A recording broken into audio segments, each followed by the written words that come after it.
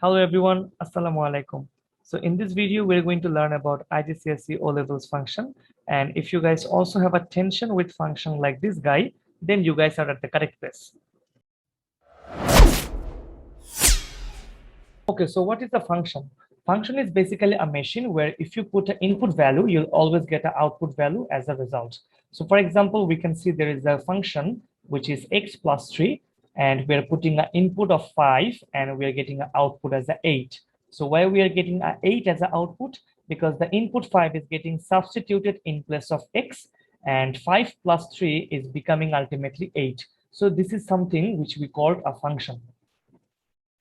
In IGCSE O-levels mathematics B, there are basically three concepts we need to know in a function.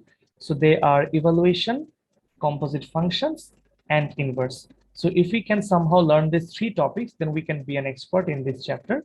So let's start with evaluation.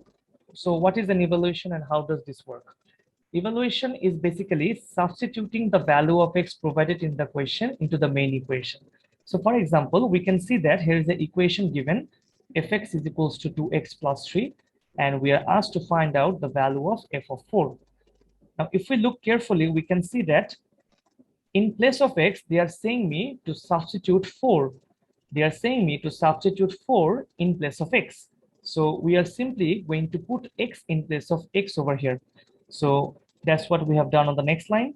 2 times 4, this 4 has been substituted in place of x, and there is a plus 3 at the outside of the bracket. So overall, we are getting 11 as the answer. So this is basically called evaluation, one of the most easiest concept in function.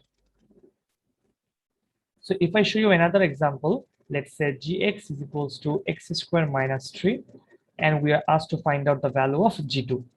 So that means in this case, we need to substitute 2 in place of x. We need to put 2 in place of x over here. So if I put the value over here in place of x, so that's going to be 2 squared minus 3. So it is giving me 1.